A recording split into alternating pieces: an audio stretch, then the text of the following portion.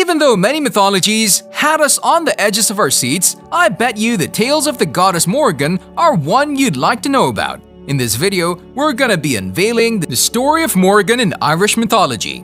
This story covers her lifestyles, experiences, magical moments, colorful moments, and features many a battle. According to Irish mythology, Morrigan is considered to be the most captivating, endearing, and understanding goddess. This made her a subject of remembrance. The name Morrigan in Irish mythology is translated to the Phantom Queen or Great Queen. Just like the puka, she has the attribute of shapeshifting, but unlike the puka, she is associated with war, destiny, and death. Morrigan is a goddess that originated from Tuatha De Danann, a spirit god that uses females as hosts with variable hair. Her eyes change to yellow when she possesses someone. She's said to have existed since death itself, taking different forms and names ever since. She's one of many deities worshipped in Hyboria, invoked by the Sumerians, Macha, and Nemain. She's well known as the goddess of war because of her ability to orchestrate victory in battle, infuse the outcome of the war, and predict the death of warriors in battle. Morrigan, the goddess, was also called the triple goddess because, in most cases, she appeared in many places with her two sisters named Macha and Bod. In other strategic cases, she would appear as a crow, which most people mistook for a raven. She uses the symbol to win battles by causing fright to her opponent at war by flying overhead. Otherwise, it was a sign of encouragement to her warriors. She also used this to pass messages. The symbol with blood meant that blood was about to be shed. Morrigan was said to derive joy in fighting. She enjoyed bloodshed, suffering, and delighted in the deaths of great kings and heroes. However, it wasn't all doom and gloom with her, as she made several attempts to save and help men avoid bloodshed. This made people consider her as a goddess with dual personalities. Morrigan also had the power to favor or sabotage any side in a battle.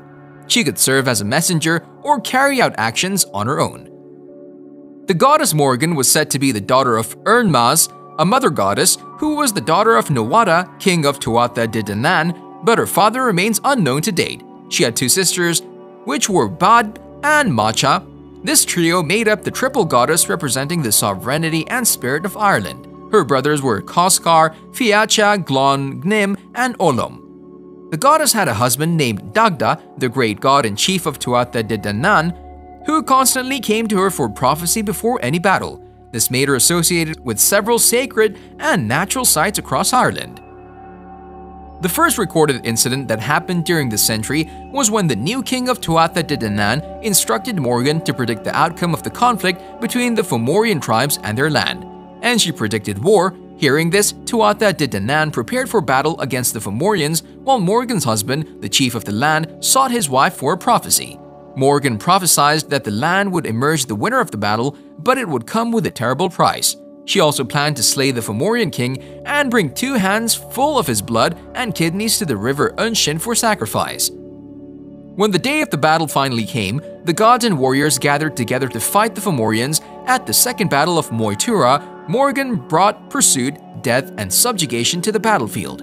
Not long after the battle started, it quickly turned into a bloodbath. Unfortunately for the goddess, her grandfather was slain, and her husband was brutally wounded. She joined the fray when she saw this and ended the battle with her magical poem and battle prowess.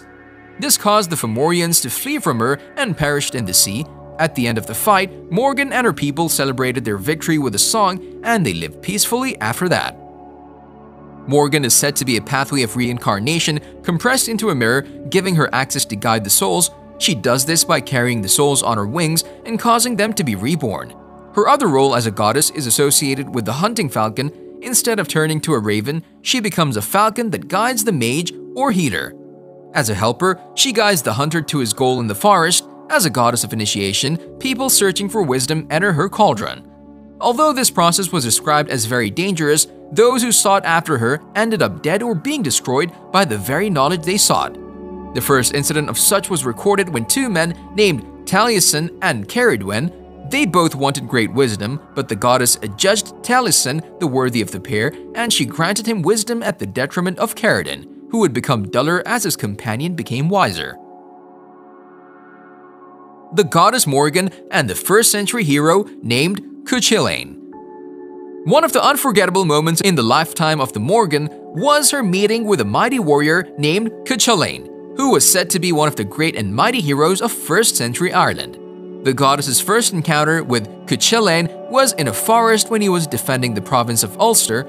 The goddess was also in that area chasing a heifer. When Ulster saw her, he mistook her for a thief and challenged her. As he tried to attack her, she transformed into a raven, which gave her away to Ulster as the goddess Morrigan. He immediately apologized to her and promised to pay her back for his ignorance. They both went on their way that day, but after some time, Morrigan appeared to Kuchelen before another raid and expressed her love to him. He rejected her despite her immense beauty and said some insulting words to her again. This wasn't taken lightly by Morrigan, and she took the form of a cow, an eel, and that of a wolf to attack him.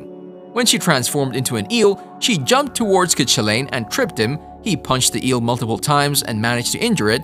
The eel transformed into a huge wolf and ran to the herd of cattle near where they were and drove them towards Kuchelen. Fortunately for Kuchelen, he managed to grab a sling and a stone and fired it into the eye of the goddess, which made her go blind temporarily.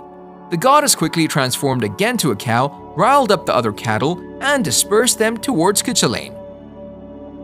He managed to dodge the cattle and hit the goddess with a stone that broke her leg. After all these, Kuchelen prevailed and survived the raid that day. Following his victory after this raid, Morrigan appeared to Kuchelen in the form of an old woman leading a cow. The old woman was one-eyed and had a cracked rib and a broken leg. The woman offered Kuchelen 3 drinks of milk. These drinks were said to be a symbol of the appellation to heal her wounds. Eventually, all of her injuries were healed entirely due to the blessing that was provoked from Kuchelen. After some moments, Kuchelen recognizes the injuries of the old woman as one related to the wound he inflicted on the goddess some time ago, and he felt terrible for what he had done. A few days after the incident, Morrigan announced an impending battle by appearing as a withered back to Kuchelen as he washed his clothes, which were covered in blood by the riverside. She warned him not to eat dog meat if he was going to survive the battle. In an unfortunate turn of events, Kuchelen journeyed to a land where it was forbidden to refuse the gift of your host. The old woman who hosted him ignorantly offered him dog meat, which he eventually ate because of the land tradition. The war commenced and Kuchelen got brutally wounded, but he vowed to die on his own terms, tying himself to a stone. There, a crow landed on his shoulder, and he died shortly after. After the events that happened in the 1st century, the name Morrigan became a title passed from one woman to the other along with the powers. The next host of the goddess received the name after people were killed and wounded in a village by Roman legions. There were 2 injured men named Moira and Celtic druids Taliesin. These men offered themselves as a sacrifice to Morrigan to cause an incarnation of themselves so that one day a powerful warrior will be born to avenge the village and their deaths. These men empowered a wooden staff carried by Moira, oak staff of the druids, and made an oath. Many centuries passed, and it came to pass that a girl warrior in Ireland met with Morrigan and sought supernatural power. This was how she got possessed with the next incarnation of Morrigan. The next transfer of power and title occurred in 1000 AD, and it's believed that this has continued till this day. We've come to the end of the great story of the goddess Morrigan in Irish mythology. Thank you for staying tuned to the end. We hope you enjoyed it. Kindly like the video, don't forget to subscribe to our channel, and give your comments below. See you around.